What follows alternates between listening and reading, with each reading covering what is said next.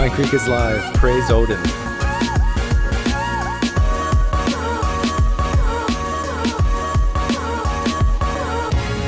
I have a feeling Ranch Elder is going to be joining me to the luxurious Tropicana Casino and Spa in the future. He's been here first many, many times. 1,000 Pine Points to Ranch Elder. Good to see you guys. I'm doing this video because I want to. And number two, I was asked to by subscriber Franklin Dezibio. Sorry, I don't know how to pronounce your name. What was your name? Franklin Dezioba, something like that. And he said he's a Christian, and he said, and we've had some fallouts. I've actually banned him from my YouTube channel at one point, but then he emailed me and we talked about it, and he came back, and we've been great since. And I said my mistake to him a few times. He said my mistake to you, Doug, a few times. So it's possible. It's possible to have conversations with Christians and atheists together. And but he asked me to, Doug, you got to hear this guy. His name is James Tour. He's a real scientist, and he believes in God, and he's a Christian, and well, we'll get into exactly what he all believes. Let me see if I can bring him up here. And I'm going to play a couple clips, make some comments, and we'll go from there.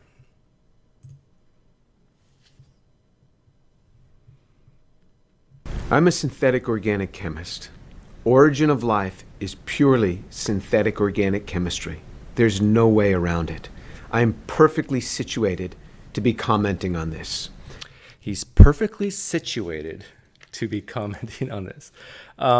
Why is it that he's perfectly situated to be commenting on this, meaning the whole evolution, abiogenesis, all this combined together? Why is he perfectly situated?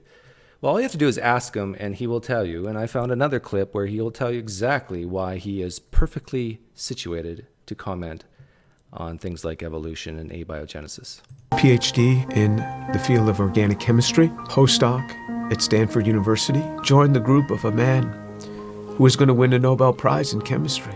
Voted one of the top 50 most influential minds in the world. I was a visiting scholar at Harvard University.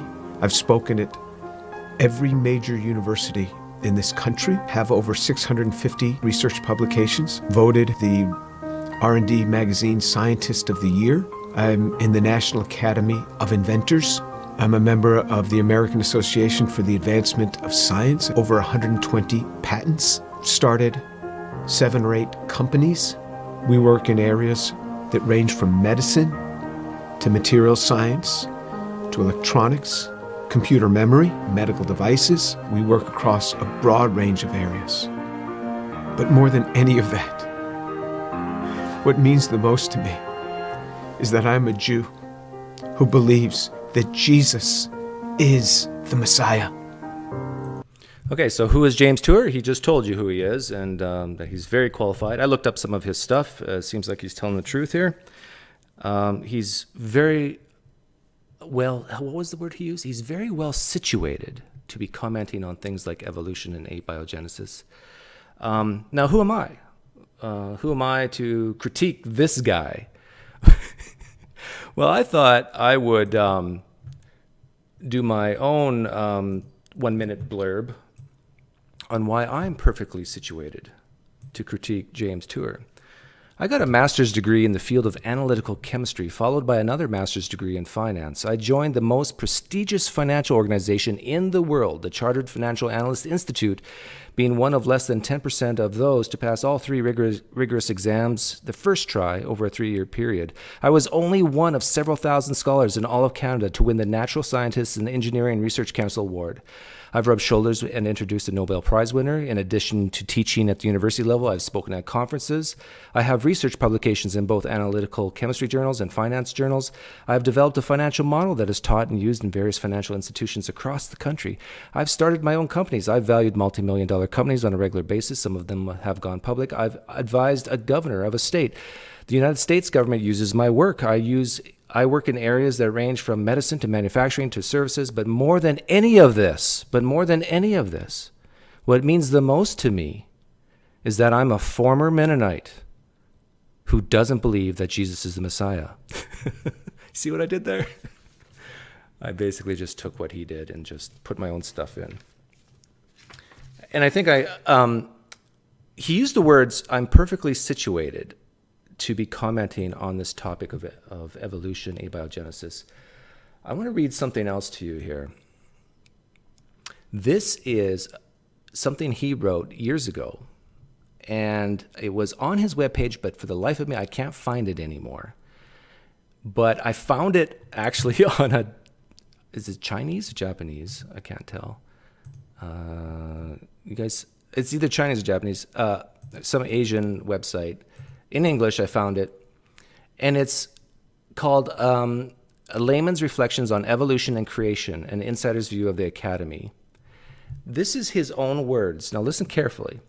Assuming that I have something significant to contribute to the evolution versus creation debate, many ask me to speak and write concerning my thoughts on the topic. However, I do not have anything substantive to say about it. I am a layman on the subject. Now, he's talking about evolution versus creation here right now, not necessarily abiogenesis, to be fair. But he's saying, I am a layman on the subject. Although I have read about half a dozen books on the debate, maybe a dozen, and though I can speak authoritatively on complex chemical synthesis, I am not qualified to enter the public discussion on evolution versus creation. Now, evolution is more than just biological evolution. There's such a thing as chemical evolution. Now, I'm not sure if he's meaning that here, but he's admitting he's not qualified. So please, this is him again. So please don't ask me to be a speaker or debater at your event. And think carefully about asking me for an interview, because I will probably not give you the profound quotations that you seek. You are, of course, free to quote me from what is written here, but do me the kindness of placing my statements in fair context. So does he believe in intelligent design? I have been labeled an intelligent design proponent. I am not, he says. I do not know how to use science to prove intelligent design, although some others might. I am sympathetic to the arguments on the matter, and I find some of them intriguing, but the scientific proof is not there, in my opinion. So I prefer to be free of that ID label. Now, this is what he says. This is very interesting. Blaise Pascal, 1623 to 1662, one of the finest scientists, mathematicians, and inventors this world has ever enjoyed, and also among the most well-respected and deepest thinking Christian apologists, wrote in his Pensées 463, now this is Blaise Pascal talking now, whom James Tour is quoting, "It is a remarkable fact that no canonical biblical author has ever used nature to prove God. They all try to make people believe in him. David, Solomon, etc. never said, 'There's no such thing as a vacuum, therefore God exists.' They must have been cleverer than the cleverest of their successors, all of whom have used proofs from nature. This is very noteworthy," end quote. This is James Tour basically saying you can't use nature to prove God, or at least maybe you shouldn't. Doesn't this kind of just throw away the Kalam cosmological argument? Now, maybe the word proof here is he's using it in a different way that, beyond with 100% certainty. I can buy that if that's what he means by the word proof. But if the word proof means giving evidence for something, then I think he's basically throwing away a lot of the stuff that a lot of apologists want to keep. So that gives you a little flavor of who James Tour is. And now I want to play... He's going to talk about why he thinks maybe macroevolution is not true, why that abiogenesis without a God can't happen. But I am always interested in where people are coming from and what's really driving them. And so I found his personal testimony online in the One for Israel Ministry channel. And so I'm just going to play like 5-6 minutes here of his personal testimony.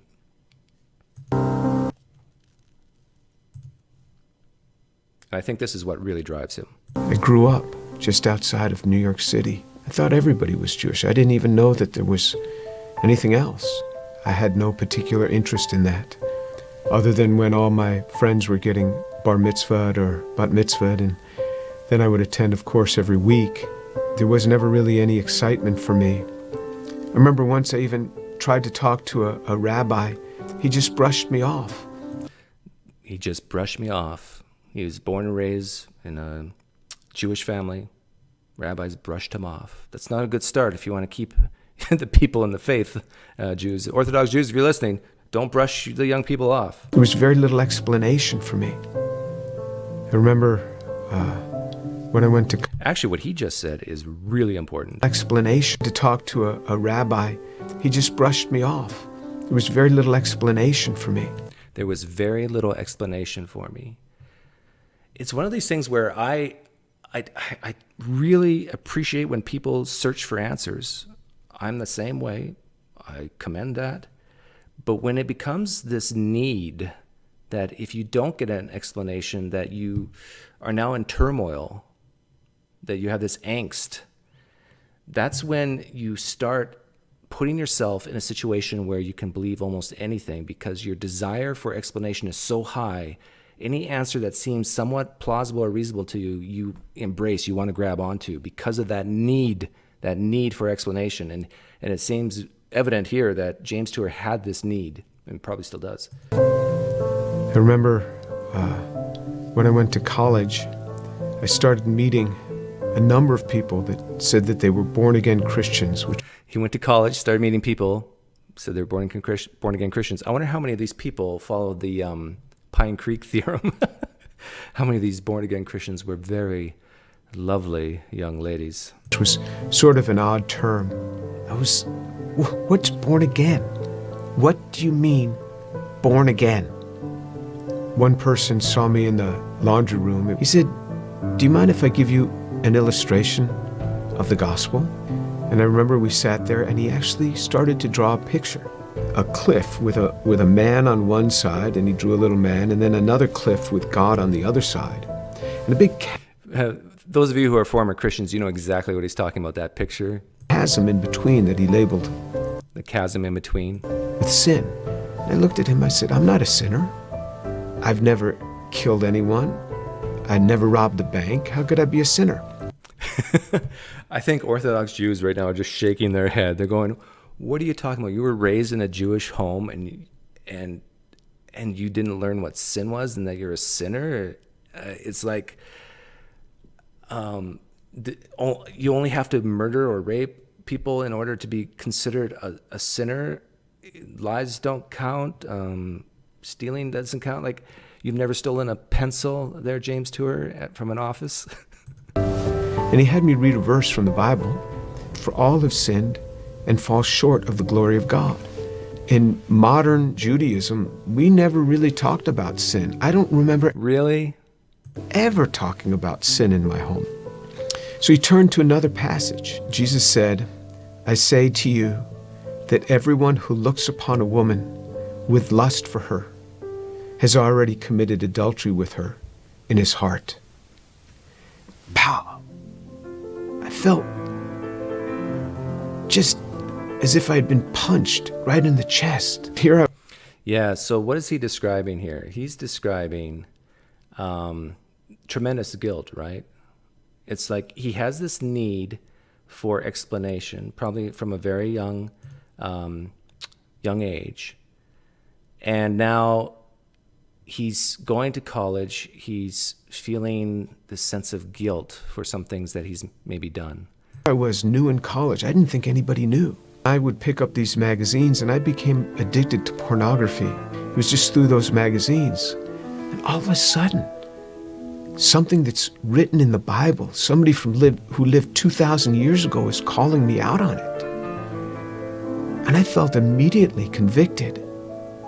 And that now I realized I was a sinner. When I read in the scriptures what sin is, then I knew I was a sinner. How am I going to get to God? We Jews know this better than anyone else. Without the shedding of blood, there is no forgiveness of sin. Is that true? It's probably partially true. But I wonder if there's any Orthodox Jews listening. Would they agree to that? Would they agree that this is, without exception, that without the shedding of blood, there's no forgiveness? I know a lot of Christians who don't even buy that. They tend to be more the liberal-leaning type. When I say liberal, I mean just not conservative. I don't know how else to describe them. And he gets this from Hebrews 9:22, which is similar to Leviticus 17:11, that without the shedding of blood, there's no forgiveness. But I think if you can find for the Christian one example out of the Old Testament where Yahweh forgave without shedding blood, if there's just one example, you're in trouble, Christians, because it shows that it's possible for Yahweh to just forgive without the shedding of blood. And if that's possible, and even plausible because he set precedent for it in the scriptures, in the Old Testament, then the whole idea of Jesus needing to die that Jesus needed to shed his blood for the sins of the world is now gone. You don't need that because God could have done it a different way. And so now you have this picture of, no, it can only be done through the shedding of blood because God likes the aroma of burnt flesh, burnt blood, and there's no other way to do it. Like, think about someone who is completely ignorant of Christianity and forgives another person on this planet. Truly forgives them. No hard feelings. Did they need shedding of blood? Is the Christian going to say that, the only reason why a human can do it is because God did it because of what Jesus did on the cross? Really? You don't think two human beings can forgive each other without the shedding of blood? Now, if you can just step back and say to yourself, yeah, humans can do this. Now we have a situation where a human, who's supposed to be way more lowly than a God, right? Than the God, can do something God can't. Humans can forgive without shedding blood, but God can't? What's wrong with this deity? Why does he love blood so much? Because there's life in it? Isn't there life in DNA? That's not blood? Here's examples. I don't think I want to go through these and read them out loud. But for the Christians listening, 2 Chronicles 7:14, Ezekiel 18:21-22, Psalm 40 verse 6, Psalm 51 verse 16, Hosea 6 verse 6, Micah 6 verses 6-8. Those are several passages where it really, really looks like Yahweh in the Old Testament forgave people without the shedding of blood. And if you agree with me here, that it's at least plausible that the God you worship and serve didn't need the shedding of blood, then Jesus died for no reason. Or you have to change the type of Christian you are, and you have to become more like these liberal Christians that say that the cross is not about the shedding of blood or the atonement for sin in that aspect, but it was more the conquering of death, the symbol of being a victory over Satan and that sort of thing. And it really wasn't about the shedding of blood. But I tell you, are you prepared, Christians, to become that type of Christian? This description in Isaiah 53 of how he will bear upon himself my sin, the things that I had done. And this was him. This was the man that took this upon himself on the cross.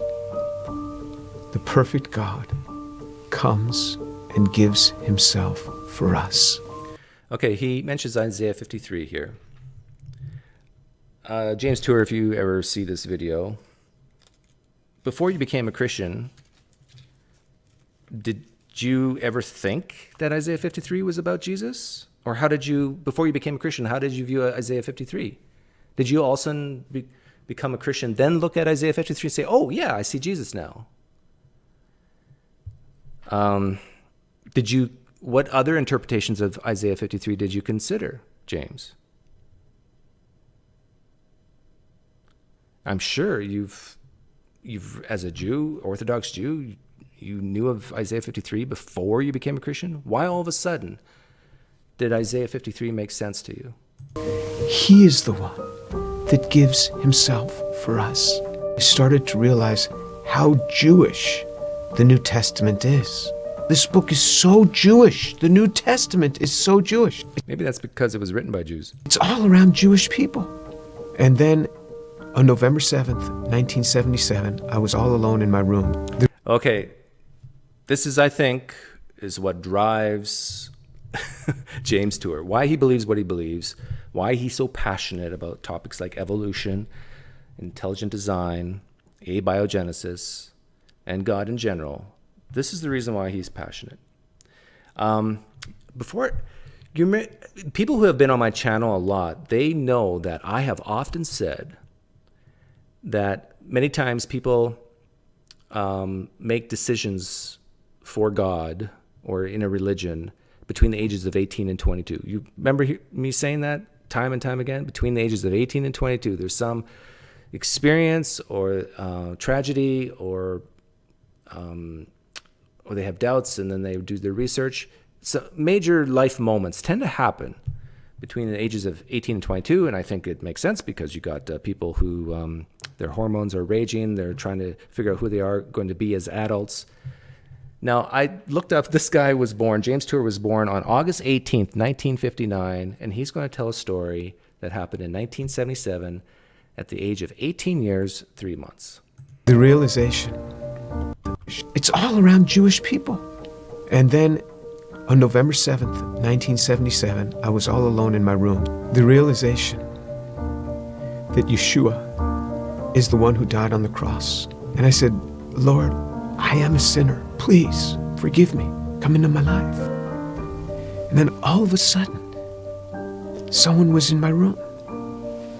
And I opened my eyes. I was on my knees. I opened my eyes. Who's in my room? That man, Jesus Christ, stood in my room. 1977, at the age of 18, his eyes were closed. He was praying. He opened his eyes, and who did he see in front of him? Jesus. I'm just wondering, as a scientist, do you trust your what you saw at that point, James Tour? As someone who believes in reproducibility, to replicate things, to doubt, to question your results. And so that's why you keep doing it over and over again to make sure you got the right results. Did you for 1 second think, maybe Jesus isn't here and there's something happening inside my brain? That there's something not really external to my brain here, but because of the guilt, the shame, maybe the tiredness, hormones, whatever, sleep deprivation, I don't know. There's many explanations. Amazing sense of God. Jesus was in my room and I wasn't scared. An amazing sense of God, yet Jesus is in your room. What? When my wife comes into my presence, I don't say, oh, what an amazing sense of my wife. No, there's my wife. So what, did you actually see Jesus or did you sense Jesus? This is what I think, this experience here in 1977, I think is what really drives this man, James Tour. I want to read something to you about another man who had a similar experience. Very similar. His name is Joseph Smith. This is his own words, according to the history of Joseph Smith, chapter 1. So in accordance with this, my determination to ask God, I retired into the woods to make an attempt. It was the morning, a beautiful clear day, early in the spring. 1820. It was the first time in my life that I had made such an attempt, for amidst all my anxieties, I had never yet made the attempt to pray vocally.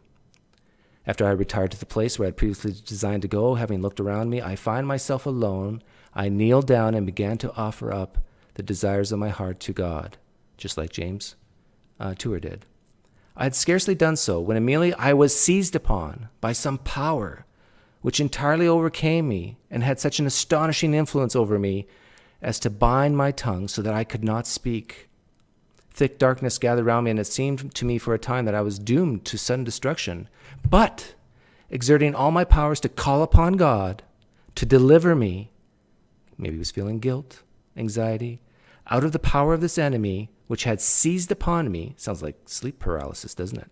And at that very moment when I was ready to sink into despair and abandon myself to destruction, not to an imaginary ruin, but to the power of some actual being from an unseen world who had such a marvelous power as I had never felt before.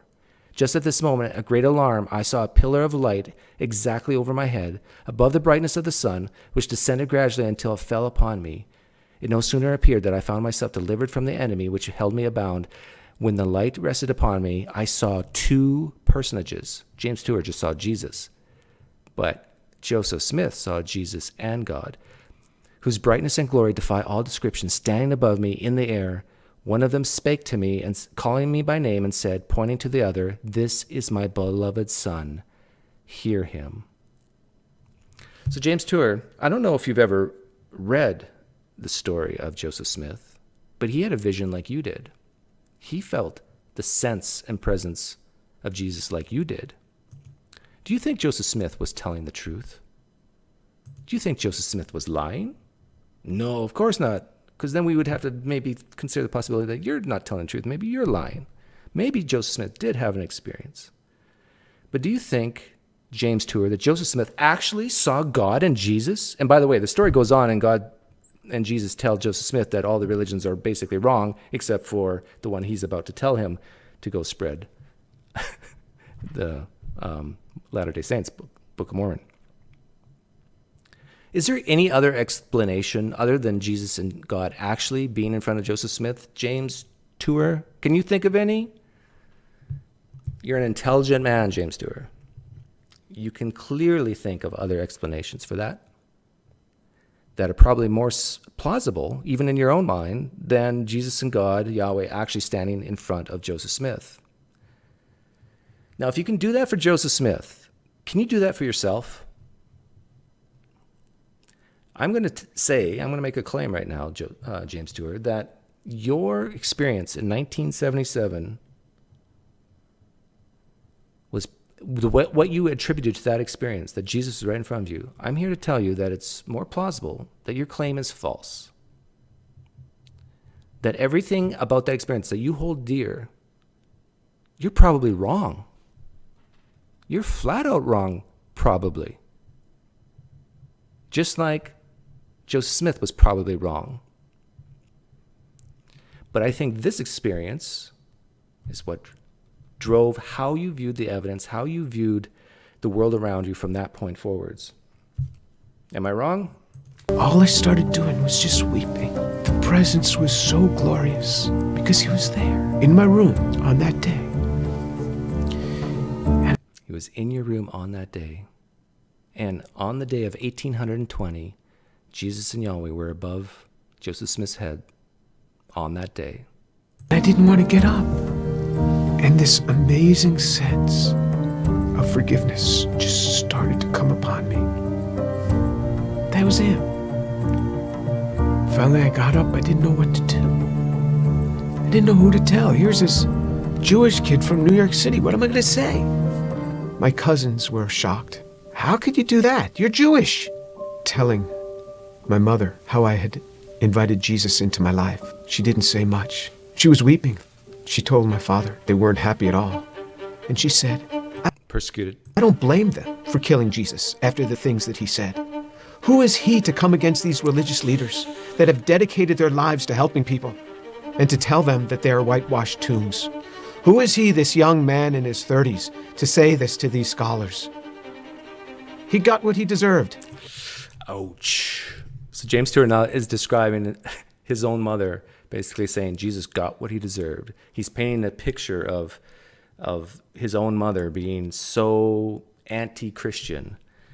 And then he goes on to talk about how his own mother, being such an enemy of Christianity, that Jesus got what he deserved, that she too, at the age of 72, I believe, became a Christian. Okay, so this is where James Stewart is coming from. Now, I spent a lot of time on this because I think this is what drives him.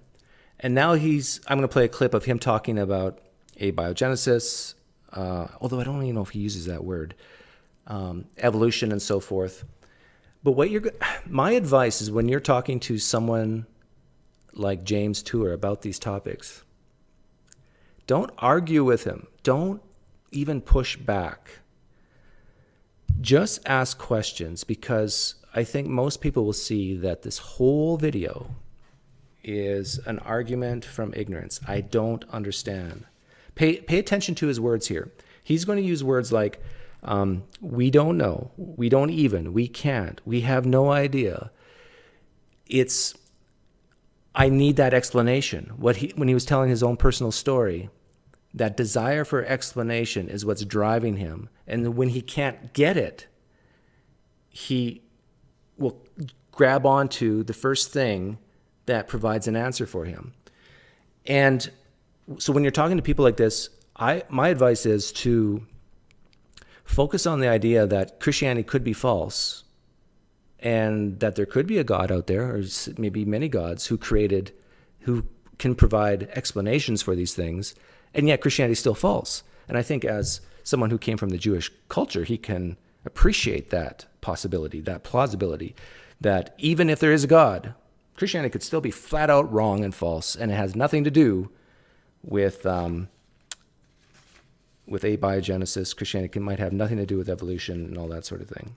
Even if there's a God out there, he might have cared less, couldn't care less about raising Jesus from the dead.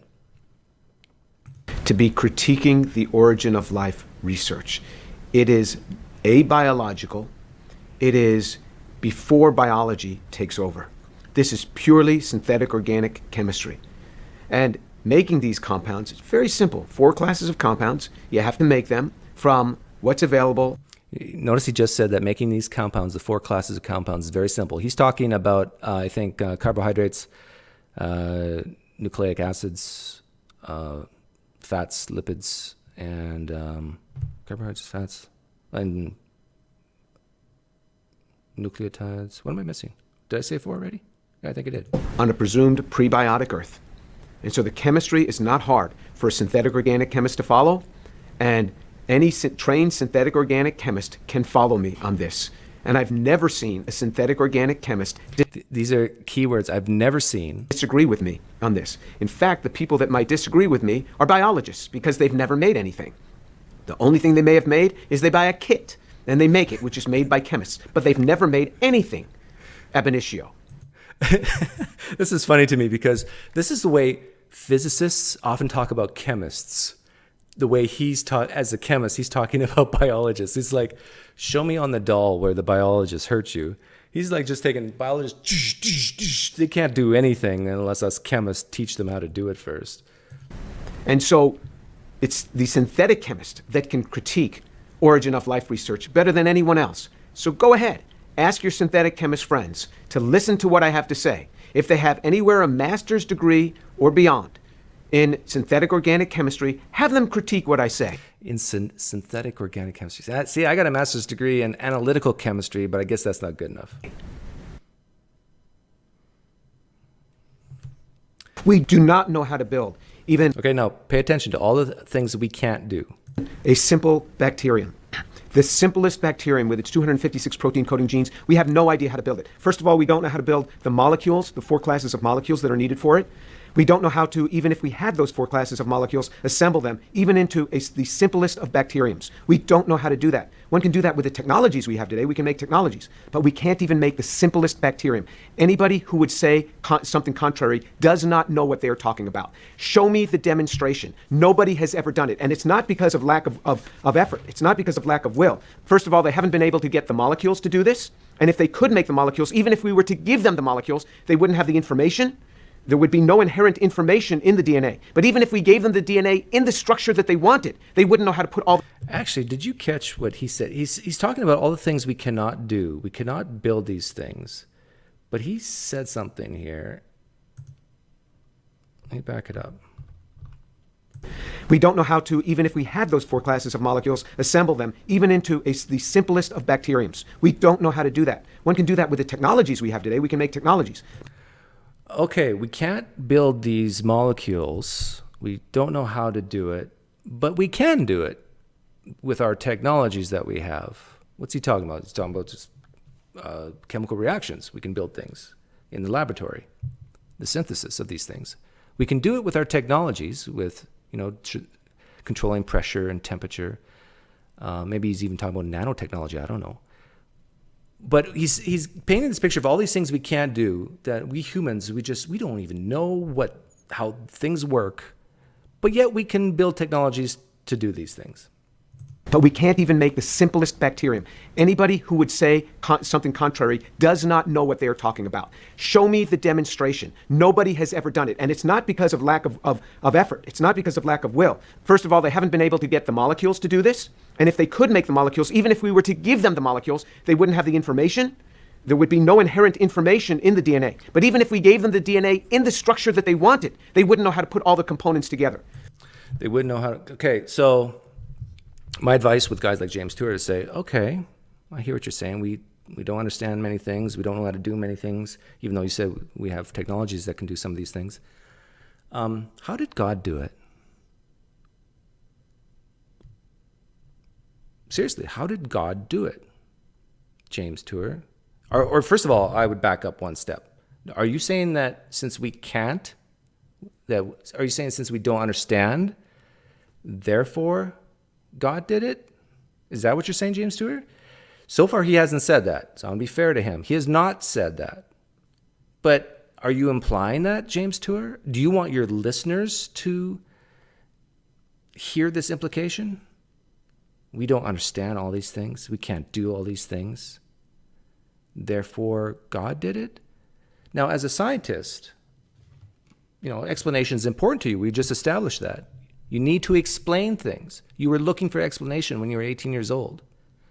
And you're saying, we're not getting explanations from ourselves, from humans. We can't explain these things. We don't know. Okay. If God did do it, can you explain to me how? What's the mechanisms God used? Can you explain to me, James Tour, how the immaterial interacts with the material? And if you're going to say, well, God just spoke it, is that really an explanation? Does that satisfy you? Isn't that what a magician says when he says abracadabra? Are you okay with that? Of having an explanation of, well, we don't know, but God just did it. Well, how did God do it? We don't know. God just did it. Do you see what you're doing here, James Tour? The things you can't explain, the things humans can't explain, you're basically saying, let's take those things, put it in a box, and put that box onto God. And then we can ask those same questions of God, right? How did God do it? How did God do the Krebs cycle and figure out the ATP and actually get the compounds to be chiral and fit in these certain positions and get all these shapes just perfectly so life could happen? How did he do it? What was his mechanisms? Did he have to plan it and then maybe tinker with it? Or what did he do? And if you just say, well, God just did it, well, what kind of explanation is that? I want to show something that I found on I read a paragraph where James Tour basically admitted that he's not an expert on these things, on evolution. But he also goes on to say this. Not that it matters much, but since many want to know, I will ask the question for them. This is James Tour talking. Where does Jim Tour stand on the evolution versus creation debate? I do have scientific problems in understanding macroevolution as it's usually presented. I simply cannot accept it unreservedly as many of my scientist colleagues do, although I sincerely respect them as scientists. Some of them seem to have little trouble embracing many of evolution's proposals based upon, or in spite of, archaeological, mathematical, biochemical, and astrophysical suggestions and evidence. And yet few are experts in all of these areas, or even just two of them. Although most scientists leave few stones unturned in their quest to discern mechanisms before wholeheartedly accepting them, when it comes to the often gross explanations between observations and conclusions on macroevolution, scientists, it seems to me, permit unhealthy leeway. When hearing such extrapolations in the academy, when will we cry out, the emperor has no clothes? I wonder if James Tour would apply this to Jesus in the New Testament, this type of skepticism. He goes on, from what I see, microevolution is a fact. We see it all around us regarding small changes within species, and biologists demonstrate this procedure in their labs on a daily basis, although biologists can't do anything unless a chemist tells them how to do it. Hence, there is no argument regarding microevolution. The core of the debate, for me, therefore, is the extrapolation of microevolution to macroevolution. It's almost like James Tour is saying, Yahweh has a stop sign. And when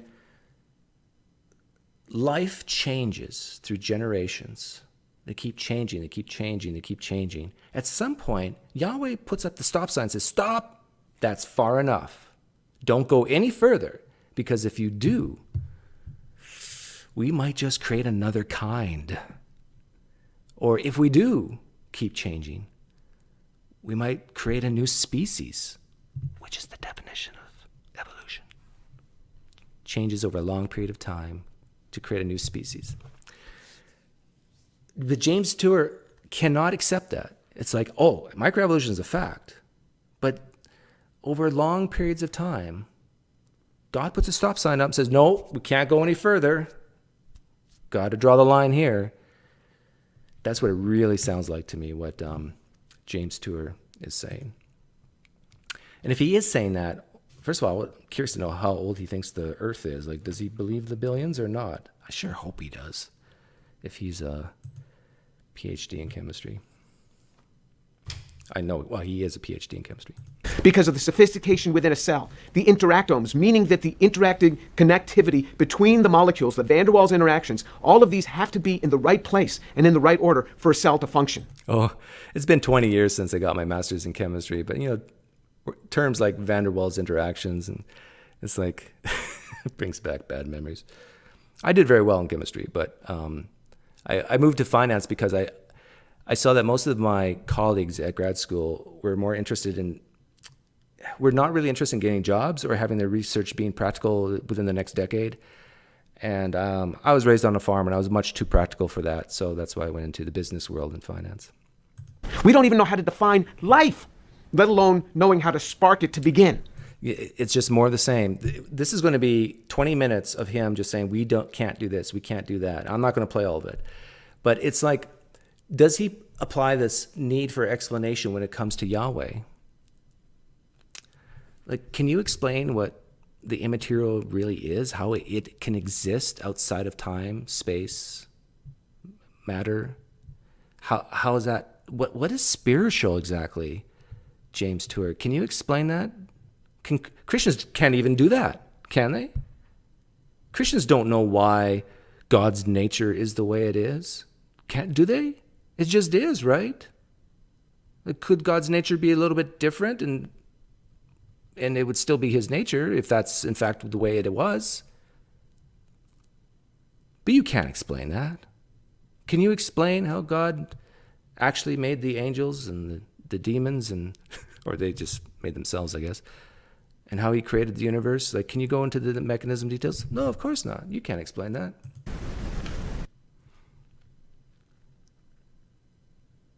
When one looks at a typical textbook, one will see some prehistoric pond and molecules, and those molecules coming together and forming a cell, and those cells coming together and some slithering creature coming out of this pond. That is fallacious. There is no truth in that. That is fallacious. There is no truth to that. How can he... Wait a minute. Didn't he just say that, in what I read, that he is hesitant, that he has doubts, and he's a skeptic on evolution? Didn't I just read that? But now he's making a bold claim here. He's making a very bold claim. And those cells coming together and some slithering creature coming out of this pond. That is fallacious. There is no truth in that. That is fallacious. How do you know that, James Tour? How do you know, in the strong sense, that that's false?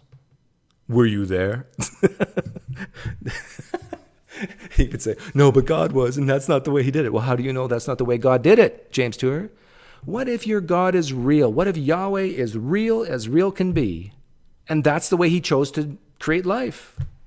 The way you described it, the way you just said is false. Why are you limiting your God and saying he could not have created life that way? Through pond scum. James Tour, are you saying you actually believe that Adam and Eve were created out of the dust of the earth and that's how life started? Is that what you're saying? Maybe he does say that. I don't know. We don't even know how to make the molecules. We are lost on how to do this. We can't even make the basic building blocks. But even if we could... That's not true, is it, James Tour? We can't even make the basic building blocks? We can't make basic carbohydrates in the organic lab? Sure we can. We can't make basic nucleotides in the lab? Sure we can. I think what you're getting at is we can't put them all together and make it all work like a human body can in vitro. Could. Even if we could, from prebiotic type environment to make these, with all the intellect that we put into this, even if we could make them, we have no idea how to assemble them. You say, well, we can make them. We have no idea even how to assemble. Do you have any idea how God assembled them, James Tour? He has no idea how God did it. The only thing James Tour can say is, God just did it. He just said it. If you look up the definition of abracadabra, that's basically what you're kind of hinting at here, James Tour. You're not coming out and saying that because we can't explain it, therefore God did it. But it's pretty clear that's what you mean here, I think. I could be wrong. But you're just saying that God's spoken existence. What explanatory power does that have? As a scientist, tell me. Does that have any explanatory power? My guess is you agree with me here. You say, no, it doesn't. I'm just trying to encourage Christians who don't believe in evolution that they're not stupid. I think that's what James Tour is trying to do here. The liposome, the cell membrane, we cannot. There's over 40,000 lipids have been identified in cell membranes. You want to take some simple ones? It's not just individual lipid membranes. You have to have the inside and the outside of the membrane have to be different. You have to have this huge array. Yeah, they have to be different. Lipid-phile. Yeah, one's... of proteins that... This is just bringing back a whole bunch of memories. Transmembrane proteins. And you have to have carbohydrates on the surface as identifiers. Even in the simplest bacterium, we have no idea how to put the structure together. It's not there. So not only do we not know how to make the basic components, we do not know how to build the structure, even if we were given the basic components. So the Duncan experiment is this. Even if I gave you all the components, even if I gave you all the amino acids, all the protein structures from those amino acids that you wanted, all the lipids in the purity that you wanted, the DNA, the RNA, even in the sequence that you wanted, so I'm even giving you the code. And so now I say, and all the nucleic acids. Like, just listen to this. It's just like, we don't know, we can't, we don't, even if we could, it's like, the whole thing is, I need to know, I need the explanation, and we don't have it. Therefore, Jesus. I could be wrong, but this is what it really sounds like. Can you now assemble a cell here in your individual bodies, not in your individual laboratories, not in a prebiotic cesspool, but in your nice laboratory? And the answer is a resounding no. And if anybody claims otherwise, they do not know this area. And if anybody disagrees with me, they're ignorant. This is how far the misunderstanding has gone. Even science professors, even biology professors, think that there is a near building of life. That we understand all the ways to build life. We do not. Not only have none of the molecules been made ab initio under prebiotic-like... What does that mean? From the very beginning. I don't think it means without... Yeah, from the very start, not necessarily without anything, without the materials. Conditions to make the homochiral molecules that are made. Remember, we need 4 classes of molecules. We need the nucleic acids, and then the homochiral systems that for the amino acids, which then need to be built up into protein structures. We need the carbohydrates, which have to be built up into the polycarbohydrate structures. And then we need the lipids, which also are chiral. All of these we need in homochiral form. We don't know how to do this in any prebiotic type scenario. Yeah, so again, ask if you're ever talking to a person like this who is needy. This person is needy. James Tour is a needy individual. He needs explanation. So don't push back on anything he's saying, even if you think, oh no, actually we can do this. And here, let me show you. Don't even waste your time. Just ask questions like, well, if one day we could do this and this, would your views on God change at all? He's going to say no. I'm quite positive he's going to say no. No, because we can't explain this and that. Or no, even if we could explain this, we still need God because of other reasons, or because Jesus appeared to me that night in 1977. Everything he's saying right now is irrelevant to why he's a Christian for sure. Because he admitted it, and I played his personal testimony earlier.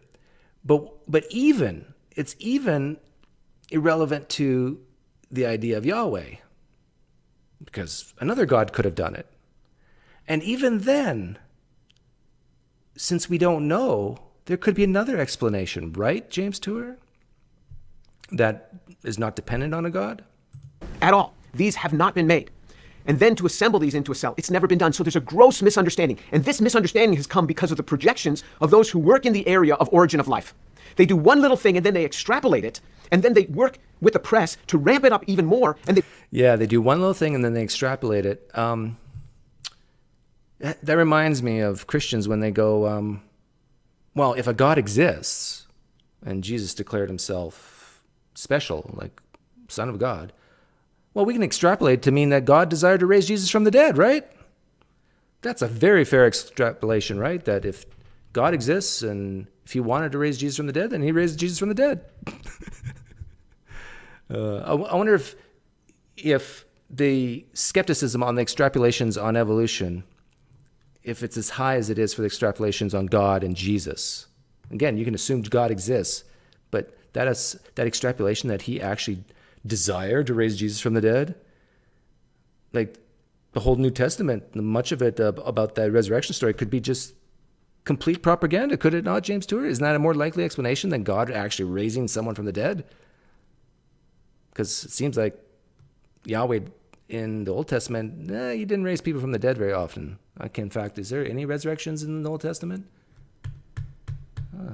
Someone in the chat, let me know. Is there any resurrections in the Old Testament? I think there is, but I can't think of it off the top of my head. They project as if they really know it. And so the layperson reads this and says, you see, scientists understand. And then it's not just the layperson. Scientists think that other scientists understand all of this, but they do not. Epic Christ, yes, you're correct. He is just critiquing the origin of life, or abiogenesis, although he never uses that word. There's a great negative But earlier, Epic Christ, he did make the comment that that life coming out of the pond scum is completely false. He was adamant about that. He claimed that. So he is mixing abiogenesis with evolution here a bit. Outcome of this, beyond just leading the audience, leading the general public astray, what happens ultimately is you end up with 100 million people in the United States that no longer believe this. And then you have the scientific elite saying, why is there 100 million people that don't buy into this? And that distrust will go beyond... Why is there 100 million people in the United States who don't buy into macroevolution?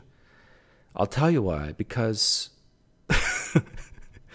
ignorance, education system, desire for Christianity to be true, fear that if evolution is true, then they have to change their view on religion and Christianity or Judaism. There's many reasons. Just that particular topic, it will extend into other topics. And so it yields a distrust of science. Thanks, Camille. In the Elisha cycle, there are resurrections. Oh, maybe we'll find out if James Tour thinks that the universe is billions of years old. Some people argue that since there's been hundreds of millions of years available, the probability that there's the chance that these things could happen in hundreds of millions of years. But that's not true. Time actually can be an enemy when it comes to organic synthesis. Prebiotic synthesis is before biology.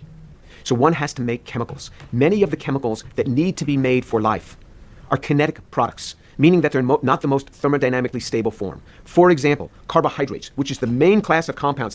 These are the units that hook together DNA. These are the units that have identifying aspects on cell structure. These are the units that the cell is going to need for the energy of life. Carbohydrates are kinetic products, meaning that if they should form, they would decompose. They decompose over time. In relatively short amounts of time, they decompose. The very reactions that make them, unless somebody is there to pull them out, to fish them out, to stop. Oh, this is the closest he's come to saying we don't understand, therefore God. Here it is. Amounts of time, they decompose. The very reactions that make them, unless somebody is there to pull them out. Unless somebody's there to pull them out. To fish them out, to stop the process, and to put them in a bottle under inert conditions in a freezer. And not just one. There's many, many different types you have to do this. They end up going through a process. Is he saying that Yahweh is the one, Jesus is the one that pulls those reactions out to stop them from decaying? Of what's referred to as caramelization, meaning that they polymerize. They polymerize. The very aldol reactions that were used to make them just continue. And you get polyaldols, you get polycondensation reactions, and they caramelize. Or they undergo with formaldehyde, which is a presumed prebiotic chemical. Yeah, and see, James Tour knows very well that most reactions go both ways, depending on the pressure and temperature, the environment they're in, that you just don't have A plus B goes to C plus D. It goes in both directions, and you can move chemical reactions in both directions, depending if you apply heat and so forth. And this is called, depending on which direction to go, it depends on Le Chatelier's principle, that you put some exertion on one side of the equation, cause it to shift to the other side of the equation to make up for it. They undergo rapid Cannizzaro reactions. So the aldehyde is oxidized to formic acid, and this nice carbohydrate that you made has just been reduced. So the aldehyde from the carbohydrate has gone back to an alcohol. So there's competing reactions. So time does not solve the issue. The other problem. Competing reactions, so time does not... That sounds like a contradiction to me. If we have competing reactions that can go in both directions, then why is time an issue? If they're competing, if you give a long enough time, they'll compete back in the other direction, given this right temperature, pressure, and so forth, that the reaction can actually reverse itself, so that you don't need a person to pull it out. Is if you had 400 million years to get to a certain point in a synthesis of a particular class of compounds, now you run out of material. Anytime you do synthesis, you run out of material, even when you've optimized the yields, and you got to go back to the beginning. Well, say it took you 400 million years to get to a certain point on a synthesis.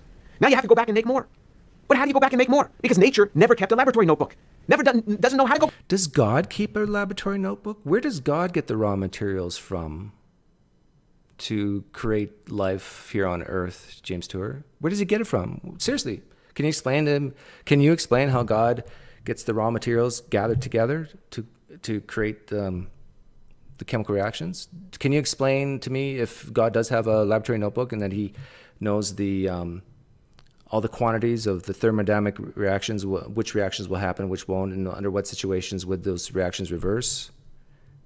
Can you explain how God does that, if he does it? No, you can't. All you're doing is you are barfing up all the things that we may not know, and I'm not going to assume that everything you're saying is true here. You're just barfing up all the things we can't explain or don't know and saying, really, we need this intelligent designer to come to the rescue to make it work. Now, if you're not saying that, then what are you saying? What exactly are you saying? You're just telling people all the things we don't know for some strange reason? No, you have an agenda here. This is on the Discovery Science Channel. Your agenda, my guess is to build confidence in those Christians who didn't do well in science, who maybe got a B minus or a C plus in science, who always kind of struggled with math, never felt comfortable. They were more the language arts types people. You're appealing to those people and saying, look, you don't have to feel stupid. Look at me. I'm a PhD scientist, and I agree with you that macroevolution, abiogenesis. No, it didn't happen that way. God must have done it. Isn't this what your goal is? Go back. Never kept a record. So even if it could make more, it doesn't know how to, so it's got to start all over again. But it doesn't know how to start over again, doesn't know why to start over again, because it doesn't know what it's going toward. So if you look at it, people have been trying for a long time. If we just take Miller-Urey as the first example, where Miller and Urey took some basic chemicals that are presumed on a prebiotic earth, hydrogen cyanide, formaldehyde, and CO2, and they put those across a high voltage, simulating lightning, you can get some racemic amino acids out of those. But those racemic amino acids were... Whoa, he just admitted that we got something from the early Earth environment. He just admitted that we got something. And I think earlier, I got to be very careful here. But it really sounded like earlier you said that we couldn't do that we could not build the simplest four types of molecules like carbohydrates and proteins and lipids and nucleic acids. You really kind of sound like we don't even know how to do that. But yet, we did. Racemic. Okay, that was in 1952. That was 2/3 of a century ago. What has happened in 2/3 of a century since Miller-Urey in other fields? Well, we've had human spaceflight. We have satellite connectivity. We have the internet. We have the entire silicon era of microchips, and we have computer technology. We have all of this. In the same 66 years, 2/3 of a century, we are still exactly where Miller and Urey were. We make a barrage of stereo-scrambled chemicals. Yeah, so we've had all these advancements in science over the last 60-some years, but when it comes to the origins of life, we're stymied. Therefore, God? Is that what you're saying? Nowhere close to even knowing how to make them and hook them together. They got to get hooked together in the proper order. We are clueless on this. Clueless. Because we're clueless. Therefore, God did it? Time doesn't solve this. Even with all our ingenuity, time is not going to solve the problem. You let these chemicals that have been made, you let them sit around, even for months, and you can look even in the origin of life researchers themselves. When they've let these go for weeks, they show the degradation of these in a period of weeks. Weeks is the twinkling of an eye when it comes to prebiotic timescales. Therefore, God did something? What did he do? Can you explain exactly how he did it then, if time is the enemy? Explain to me how God did this. The chemicals decompose. The environment for the chemicals, environment rich in ammonia, is going to turn carbonyls into imines. This is going to cause further destruction. The ammonia environment... How did God prevent that destruction, James Tour? What was the process? What was the mechanism that God used to prevent this from happening? Itself is quite basic. You're going to have extended aldol reactions coming on. So what's this, James Tour? You don't know how God did it? You don't even know how God did it? He just, what would you say? He just spoke it? Is that what you're saying? There's a good scientific explanation. To think that the molecules could be made and sit there waiting for other molecules to come in, it doesn't happen. Organic chemistry doesn't work that way. Any student that is lazy enough to set up reactions and like to go home for the weekend without working them up pays the price for that, with a depressed yield generally. As soon as the reaction... Actually, I did do that once. I remember in analytical chemistry, I had to analyze a Bosch platinum spark plug. And I took a combination of, 2/3 sulfuric acid, 1/3 nitric acid. I tell you, that's a bad combination. I don't know how I figured that out. I forget. But you want to destroy something? Doesn't matter what it is. 2/3, is it 2/3 nitric, 1/3 sulfuric, or is it 2/3 nitric acid, 1/3 sulfuric? I forget. Try both at home and see how it works out for you. You can't even get these chemicals. Well, maybe you could. And so what I did is exactly what James Stewart is saying. I took a Bosch platinum spark plug that I wanted to analyze, and all my friends were doing all this work and stuff. I just got this concoction of acids, put it underneath the fume hood, and just bloop, and dropped the spark plug in there. And I tell you, just started foaming and frothing, but wouldn't you know it? And then I went home for the weekend, just let the reaction go. And at the end of the weekend, of no hands-on from the chemist Doug, what ended up happening was I had a nice solution of many different elements, from zinc to copper. But two things did not dissolve in the acids. And can you guys guess? They were the ceramic and the platinum. Platinum is one of the most oxidative resistant elements on the planet. That's why it's so expensive to buy platinum rings. So anyhow, yeah, you can can make progress by just doing things in the lab and walking away for the weekend. Reactions are done. Or as soon as what you want is the optimized yield, you have to stop that reaction, get it away from the starting materials, or else what happens is it goes on to polymerize product. Especially when you're making kinetic products, which is not the thermodynamically most stable product, which is exactly what you get in many of the chemicals that are needed for life. So time is actually the enemy. So how did God fix time? Because we know time keeps on ticking. How did God do it? This is just going to be more of the same. There have been many people that have tried in origin of life research to make the chemical building blocks for life. The vast majority of the chemical building blocks are chiral, which means that they have a non-superimposable. Yeah, this is just all the same stuff. So with guys like this, figure out what's really making them tick. And for him, what's making him tick is the need for explanation. And he feels like he's not getting it from science and his experience, his personal experience. James Tour saw Jesus. He looked us in the eyes earlier. If you came late, he looked us in the eyes earlier and said he saw Jesus with his own eyes. He said he opened his eyes and he saw Jesus. But then he said later, it's the sense of God or something. So I think it's that experience and his need, his psychological need. I need to know. And if I can't know, then this is the question mark. He hasn't come out and said it. But it really sounds like he's saying, if I can't figure it out, then maybe God did it. And if God did it, he still can't figure it out because he doesn't know how God did it. There's no explanatory power there other than... let me figure out, am I right when I say abracadabra, what that really means? Abracadabra. What's the meaning of abracadabra? It's an incantation used as a magic word in stage magic, historically believed to healing powers. Well, maybe I am wrong. I thought the word abracadabra means to speak something into existence. Oh, it is. I will create as I speak. Yeah. So basically, James Tour is replacing the inabilities in humans and just saying, I'm going to take all the stuff we don't know and I'm going to place it on, this is my hypothesis, he's placing it on God. And when asked, well, how did God do it? What are the mechanisms he used to prevent the degradation of nucleic acids over time and so forth?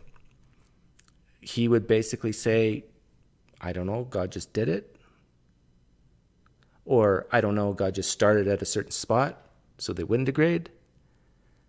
He has just shifted the problem from we don't know to here on earth to I don't know how God did it.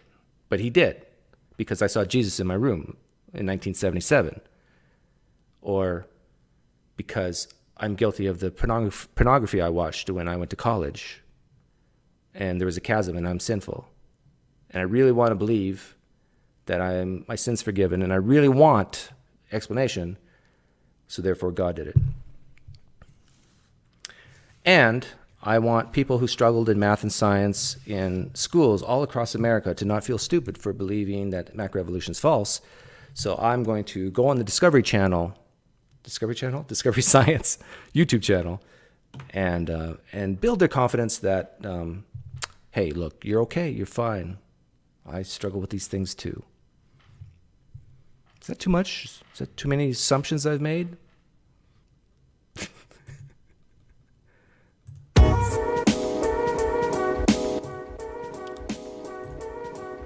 Okay, I'm focusing on the live stream chat now.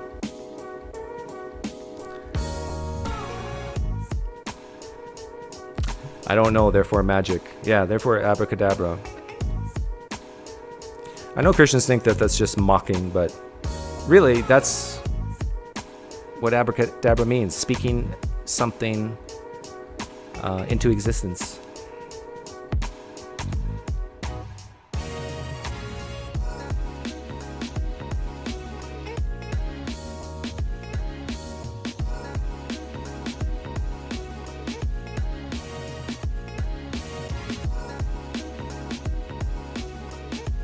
So my advice is don't even push back on guys like James Tour. Just let them talk about all the things we don't know. And then ask simple questions like, if we did know, would that change your mind about God? They're going to say no. I I don't know that, but I predict they're going to say no. It's not the real issue. Jamie Tikel, I've fooled people before. I've played this music, and I didn't say goodbye. I've come back. In fact, I could do that right now. I could play some Frank Turek.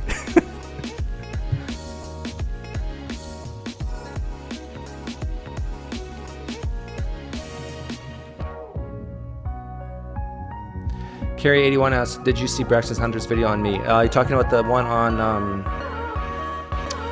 getting Christians to admit things? Yeah, I did. I really love that. I think they're going to end up regretting making that video. I've quoted Jonathan Pritchett a few times already. And I quote, well, I better not say, and I paraphrase John Pritchett. Yes, Jesus drowned babies. Get over it. It's like, it's on video record now.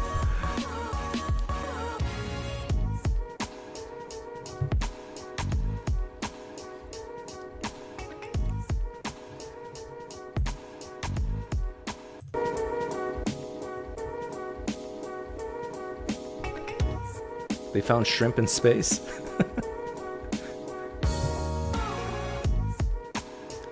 I hope it's scampi they found, shrimp scampi. That's my favorite. I should do a video on it? Nah, because they're responding to me, so I don't want to respond to them responding to me. I did do a little, let's see if I can find it.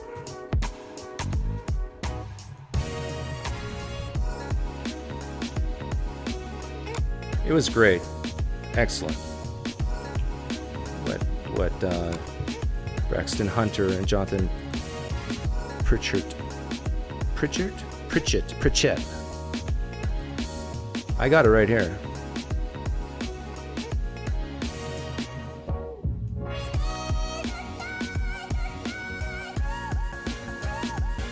This is what I got Jonathan Pritchett and Braxton Hunter to admit on video. The evidence for the moon landing is better than that for the resurrection. And Jesus may not have risen from the dead. I got him to admit he may not be saved and that he might be an idolater if Jesus isn't God. I got Jonathan Pritchett to admit some of the things God did in the Old Testament was cruel. Jesus did drown babies. God is in some sense responsible for sin, and that if Jesus caused the worst possible suffering on a person, that would be good. I got Jonathan Pritchett to admit confessing Jesus as Lord is not the only way to heaven. He admits he believed in Jesus before he knew most of the evidence for Christianity. I got Jonathan Pritchett to admit that heaven is the best reason to be a Christian, yet would give up heaven to prevent someone he loved from going to hell.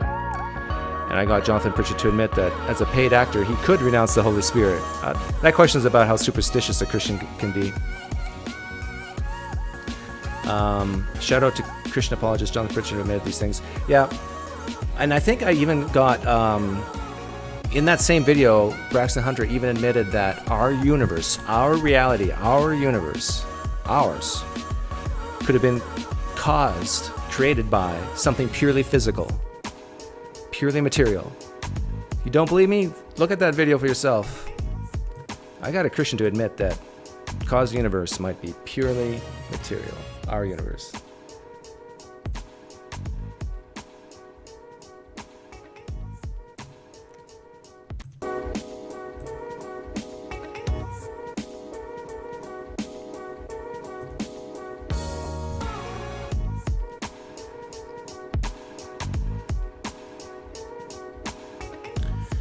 Let's see, Monty Smith. Are you 16 years old in your parents' dirty basement?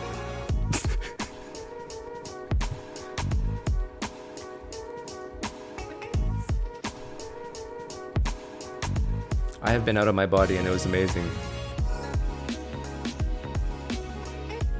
I think it would be amazing to be out of your body too.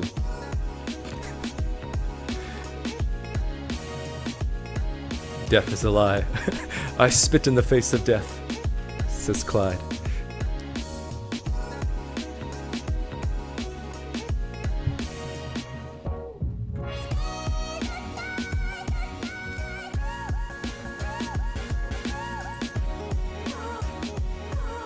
Hey, Tony D, welcome. First time for you? Welcome home, my prodigal son. or daughter. 85% chance you're a son. You've been unconscious for 3 days and God didn't visit you? Then you're doing it wrong.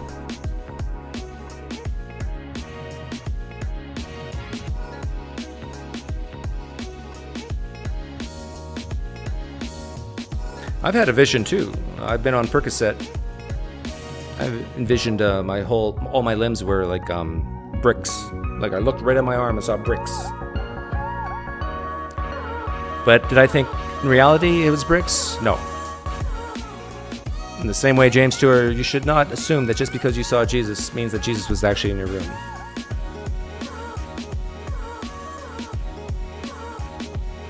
We have a request for a video about martyrdom. Muslim martyrdom, Taoist martyrdom, Buddhist martyrdom, or Christian martyrdom. I guess the request is for Christian martyrdom. Poof. My apologies to James Tour. He was scheduled to come on, defend himself, but we ran out of time. Have a great Sunday, guys. See you next time.